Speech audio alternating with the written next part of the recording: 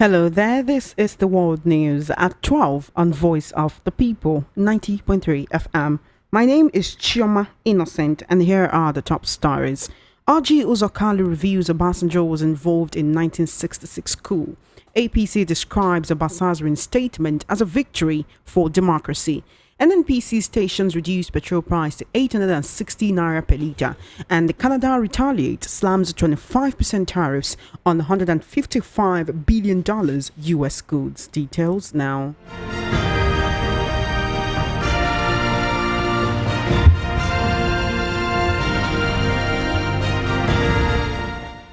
Thank you for staying with us. The World News at 12 begins on the foreign scene, where Canadian Prime Minister Justin Trudeau has announced 25% tariffs on United States goods in response to President Donald Trump's tariffs.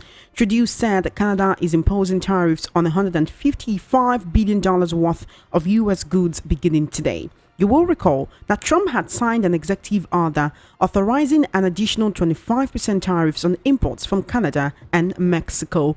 The U.S. president also imposed an additional 10% tariff on Chinese imports.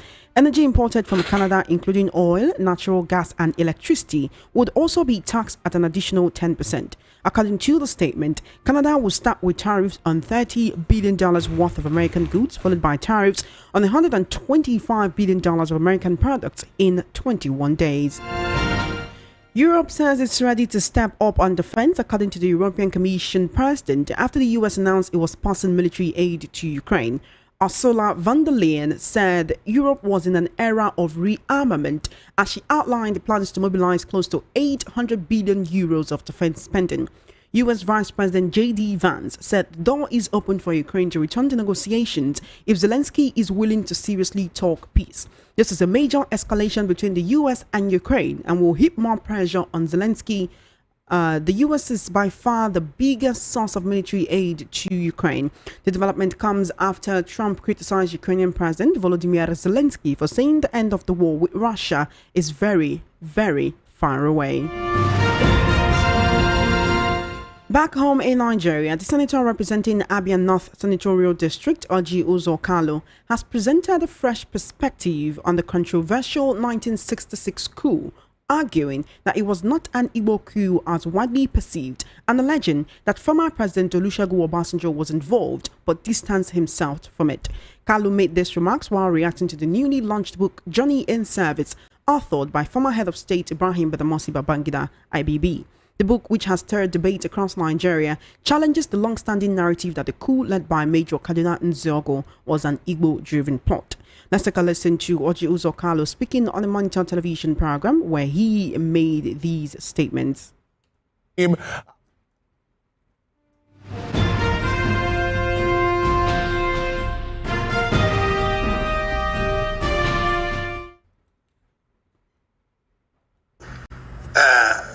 President Obasanjo was part of the coup, but he exonerated himself as normal. If you ask military leaders, most of those top military people knew about the coup. I'm talking on the point of where he has exonerated the Igbos. So you imagine that he should be commended? He should be commended. Let me tell you the truth. Where he has exonerated the Igbos. Because the rest of the country have held bad things against the Igbos. Forget people like us that you see us, you see the face of Nigeria. You see us, we represent what Nigeria should be. We don't know Igbo, we don't know Hausa, we don't know Yoruba. We only know Nigeria. Forget about it. They have maltreated our people in this country because of the Civil War, which offense we never committed.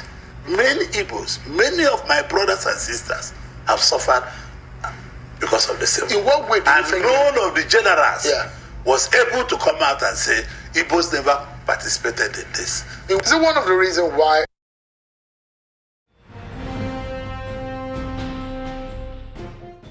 The Lagos State chapter of the All Progressives Congress APC has praised the resolution of the 49-day speakership crisis in the State House of Assembly, describing it as a victory for democracy.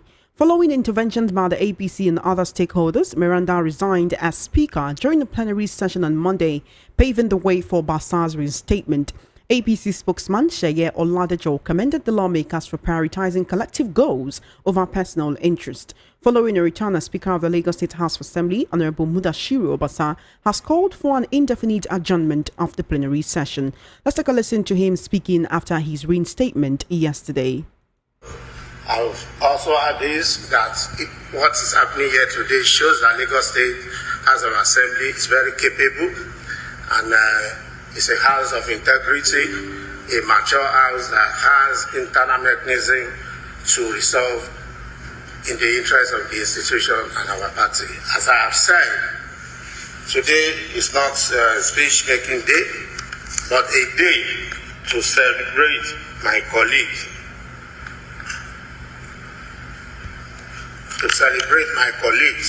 And thank them for all they've been doing. And I'm sure we'll continue to work together in peace, in love, and in harmony.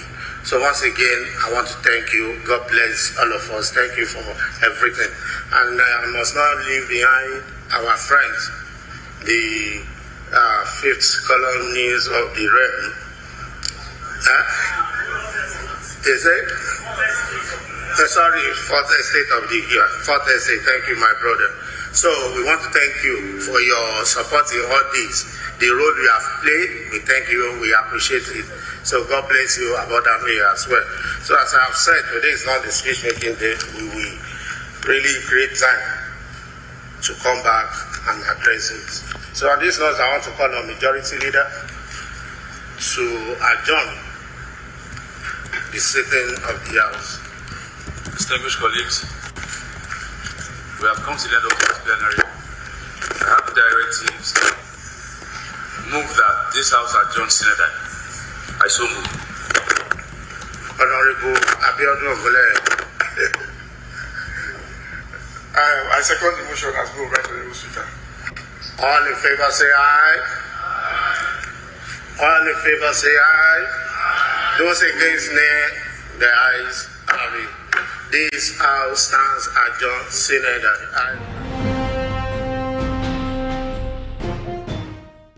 The Nigerian National Petroleum Company Limited, NNPCL, has reduced the pump prices of premium motor spirit, popularly known as petrol, sold at its stations to match that of the Dangote Petroleum Refinery. VP News gathered that some retail outlets owned by the NNPC adjusted their petrol pump price to 860 naira per litre on Monday, the same rate Dangote sells petrol at MRS filling stations in Lagos. Although there is no official communication from the NNPC retail yet, the company stations in Lagos adjusted their pumps to 860 naira per litre, down from 945 naira as of Sunday. This comes a few days after the Dangote refinery reduced its ex-depot petrol price from 890 naira to 825 naira per litre. However, the National Vice President of the Independent Petroleum Marketers Association of Nigeria, IPMAN, Ahmed Fashola, confirmed the development. The Workers' Union in Rivers State is threatening a mass protest over the potential impact of a recent Supreme Court judgment on workers' salaries. The Apex Court had, in the landmark judgment delivered last Friday, ordered the suspension of the state's monthly allocation due to what it described as the government's failure to present its budget appropriately. The chairman of the Joint Public Negotiating Council in Rivers State, Chuku Emecheta, warned that workers would not sit idly by if their salaries were affected. Speaking to journalists on the sidelines of the commissioning of the Government House Staff Quarters in Port Harcourt, Emecheta declared that if by the end of March or any subsequent month, civil servants do not receive their pay, the union will mobilize for a demonstration to express their grievances. The court's decision has triggered debate, with some stakeholders accusing the judiciary of overstepping its bounds, while others argue that the judgment is necessary to enforce financial discipline. In a tragic development, no fewer than 2 people, including the driver and motorboy, have died when a tanker suspected to be laden with petroleum products exploded in Ibadan, the Oyo State capital. The incident, which happened in the early hours of today at the new garage area, Oluyole local government area of the city, has thrown the entire people in the neighborhood into a state of mourning. Men of the Oyo State Fire Service, with the assistance of the security agencies, are battling hard to prevent the inferno from spreading to other commercial outlets and residential buildings. The incident has disrupted human and vehicular movement in the area. You're currently listening to the World News at 12 right here on Voice of the People 90.3 FM. We're now heading to the news analysis segment.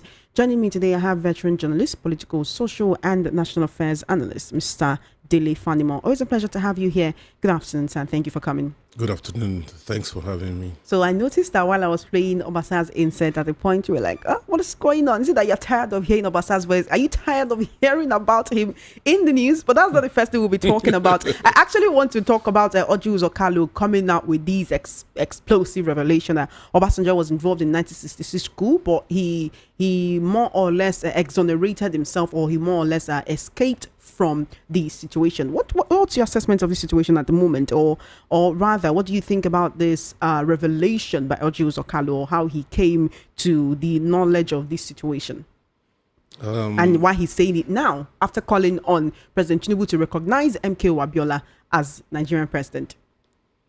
Orji Kalu is an astute politician.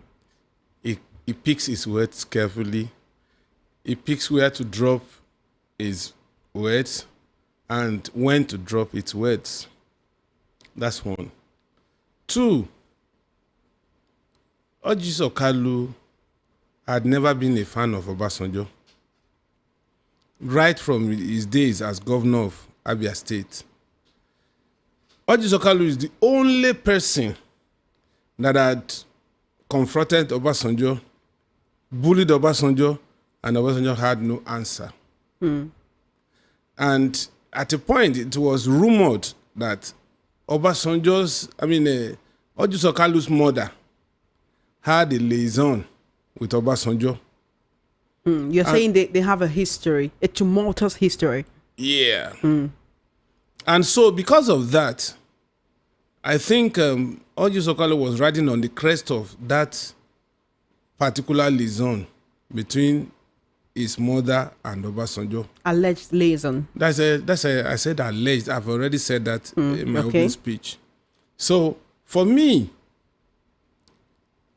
to Orji Kalu, it was timely for him to say this. But for me, something happened when you are probably a teenager. In fact, Orji Kalu may not have been a toddler anyway.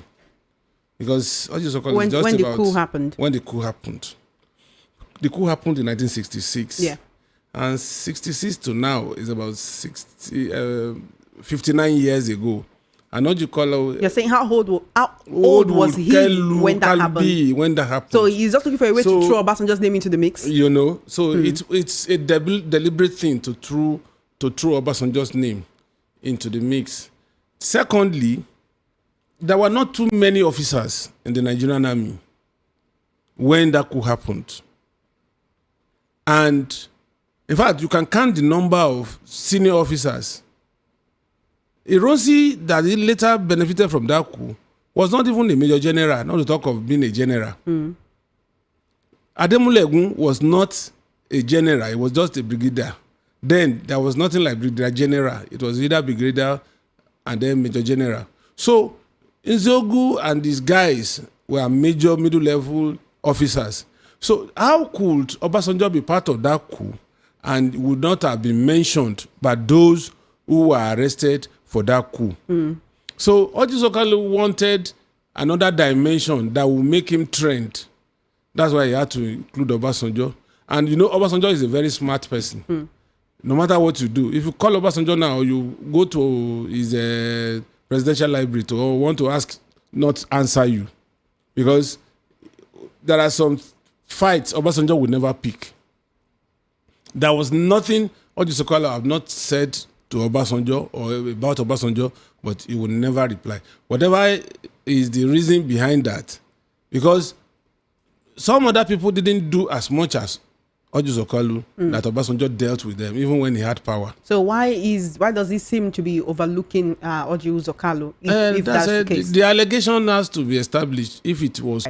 That doesn't mean you should call the person's name in a falsehood, right? If you're saying that Orji is perpetrating a falsehood against Obasanjo by saying that he was involved in 1962 coup and allowed that Igbo coup narrative to keep flying up until now, or he escaped or exonerated himself. You talked about why is it that the people who were involved or who were finally arrested and detained after the coup happened did not mention his name. So that's what I'm saying. You see, for that to have happened when officers were very few and you could guess who did what at what point, and Obasanjo was in the mix. I think Obasanjo was maybe a major himself or a lieutenant colonel, you know. And so around that period, the number of majors in the Nigerian army may not be up to 20 saying anything. At least now exonerate you from something that you did not do, so that Nigerians do not have it in mind that, oh, Orji Kalu said it, you did not refute it. That means it is true. That's what I'm telling you, that he will not refute. I mean, he would not refute it.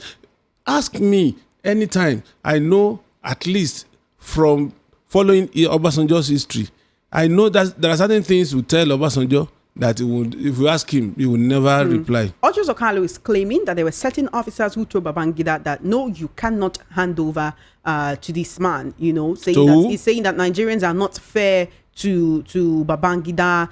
He came out to say what no one had ever said. We've expected people to say all of these things. He needs to write more. After Ifeanyi Uba's bombshell that he dropped during his burial over Kanu, what has Orji Kalu said in the floor of the Senate regarding that? Regarding that. So Orji Kalu just wants to trend, and that's why what he's I'm calling saying. Obasanjo's name. He's just trying to trend. So how many people really want to trend on the back of Obasanjo? Because just yesterday, Senator Adeyeye came up to say that Obasanjo offered 70 million naira bribe to lawmakers in 2006 for a third-term agenda support. In fact, he said that he was told to lead a delegation outside the country. Did he collect? Mr. Fanimo.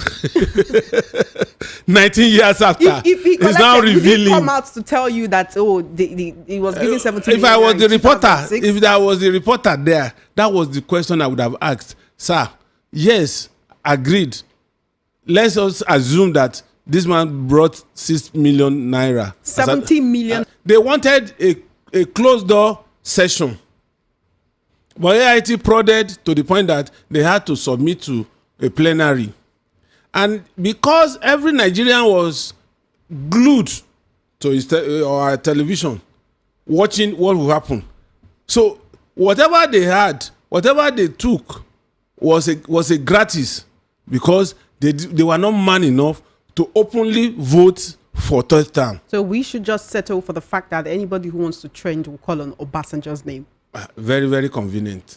All right, let's come back. Let's come to Lagos State, the Lagos State House of Assembly, and everything that has happened. Was it really surprising to you when Obasa was re-elected or reinstated as a speaker yesterday? The storm created by this whole situation, is it really over? Would we be seeing more crisis coming out from Lagos State House of Assembly in subsequent months, in subsequent weeks? Actually, other people have been able to override the intentions of the lawmakers by reinstating someone that over 30 out of 40 lawmakers 36. impeached. That is the 6 out of 40 lawmakers impeached. So the majority carries the vote. And yet Obasa says the House has integrity and there was no interference. Is that really the case? My sister, as at Thursday last week, I knew Obasa would be reinstated, because there were clear indications. How could you expect him to come in? So let me tell you, Obasa is powerful to the extent of the levers of power behind him. So there's no way Obasa will survive this if there is no lever. And there must be an agreement. If the former governor of Osun State, or even protesting and saying no, Obasanjo cannot enter that place. So it means there's an agreement. They did protest the last time that Obasanjo they only went to address a press conference. Miranda's aides were withdrawn. Miranda's security aides were withdrawn. They did protest. They did say, we don't want Obasa. We reject Obasa. We unanimously and totally reject him. They said if you follow Obasa's statement when there was that crisis, he said, I am not saying I will not leave, but let it be constitutional. And because I am a Democrat, who made him a Democrat in the first instance. When the APC is saying that Obasanjo's statement is a victory for democracy in Lagos State, is that really the case? Is this how democracy works? Or is there a different definition of democracy in Lagos, in Nigeria, actually?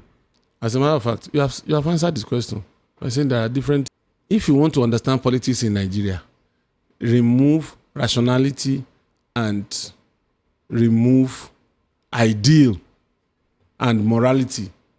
If you are able to remove those three to make sure that you govern the state, even for his own glory, the assistance for a reason. So anybody instated by Godfather has to be subject to the whims and caprices of that Godfather, which seems to be what we're seeing across borders. And then if you refuse, there will be trouble.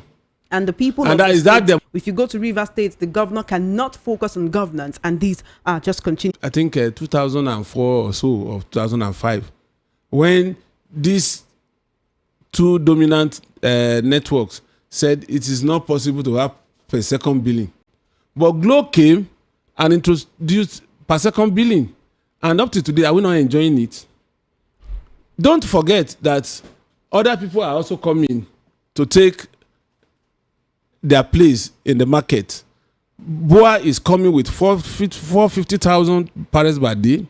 There's a modular refinery that is almost completed in Benin that is taking about 75,000 naira per day, liters per day. So let there be multiple outlets that can sell. And then let's look at these people. Now will have to look at their books and look at what pays them, and then will now be the ultimate gainer. But why did NNPCL have to wait for Dangote? Because if you remember back during just before Christmas or around the Christmas period towards the end of the year, Dangote also reduced the price of it. Go to town today. You know, there was a time that NNPC was the beautiful bride. Today, MRS is you just happen on MRS, you think there is crisis in Nigeria, that there is fuel scarcity. Whereas the next filling station, which is NNPC, you will not even see any car at the pump. Is it not competition? For me, Nigerians will always go. I bought fuel at 1,120 naira in December. Now, if I have to, last Friday when I was traveling, I bought for 860. That's about almost 250 naira in my pocket for a liter. Now, in fact, this morning I was reading that those people that are importing, Ipman and the rest of them, Petan and all of them, they are now saying that, as a matter of fact, they are expecting further drop in the price. And I can bet you, if Trump is able to achieve this in the next 1 or 2 months, price of crude will drop into the international market. And that means we will have to prices per liter also drop in here. Yes, it will.